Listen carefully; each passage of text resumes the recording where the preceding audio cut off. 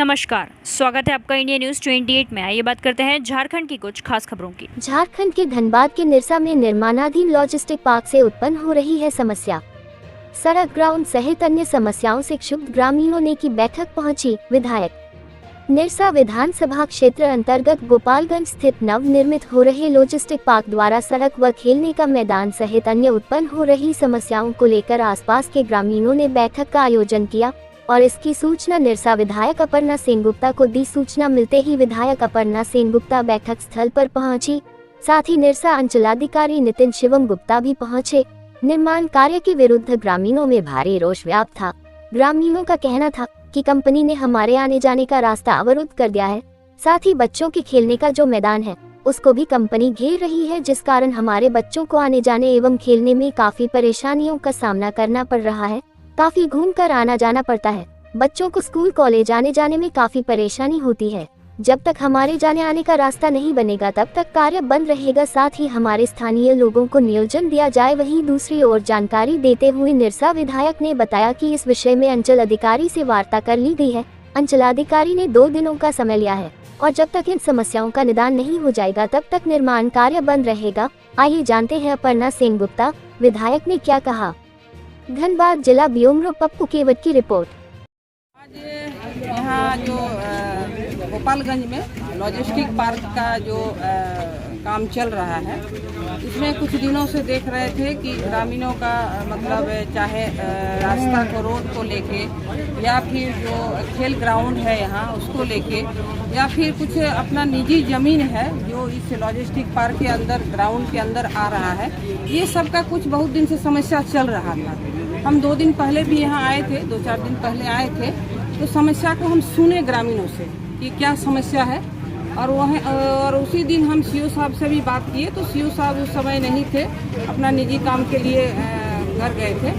तो उनका कहना था मैडम हम 24 तारीख को आएंगे, 25 तारीख को हम ग्रामीणों के साथ आपका अध्यक्षता में, आपका नेतृत्व में हम बैठेंगे, क्योंकि हमको भी जल्दी है। तो विधानसभा सत्र जो हमारे मानसून सत्र 28 तारीख से है, इसके लिए भी हमको रांची जाना है। तो यही सब को देखते हुए आज हमने कुहका है और अगल बगल जितने भी गांव हैं यहाँ, सभी गांव के जो हमारे यहाँ माताएं एवं बहनें और हमारे भाइयों के साथ अभी एक बैठक हुआ। बैठक बहुत अच्छा विस्तार से हुआ। जो विवाद जमीन का था वो करीब करीब सॉल्व हो गया, जमीन का जो विवाद था।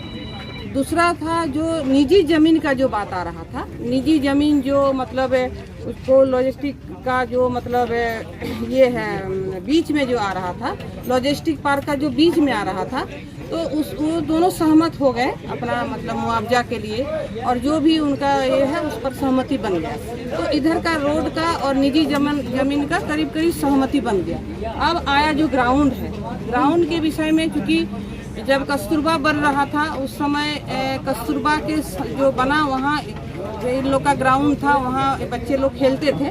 लेकिन जब कस्तूरबा बना तो सरकार से ही जो उस समय के सीओ थे वो ग्राउंड को मतलब मनरेगा के तहत वहाँ फंड भी दिया गया है। ये पूरा रिकॉर्ड है इसका।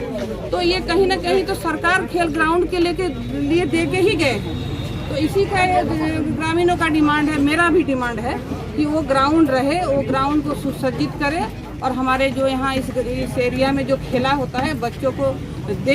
यही मेरा भी डिमांड है, ग्रामीणों का भी डिमांड है। और सीओ साहब बोले कि ठीक है, हम 2 दिन के अंदर इंजीनियर को बुलाएंगे और हम डीसी साहब से बात करके जो भी होगा 2 दिन के अंदर हम समस्या का समाधान करने का कोशिश करेंगे। दूसरा बात है कि जब तक समस्या का समाधान नहीं होता है तब तक उधर का एक भी काम नहीं, कुछ नहीं काम होगा, काम बंद रहेगा।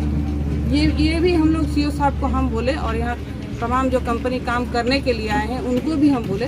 तो ये इसमें भी सहमति हो गए कि जब तक उधर का खेल ग्राउंड का समस्या का समाधान नहीं होता है तब तक उधर का काम अभी बंद रहेगा। और सीओ साहब बोले कि 2 दिन के अंदर हम कोशिश करेंगे समस्या का समाधान करने का।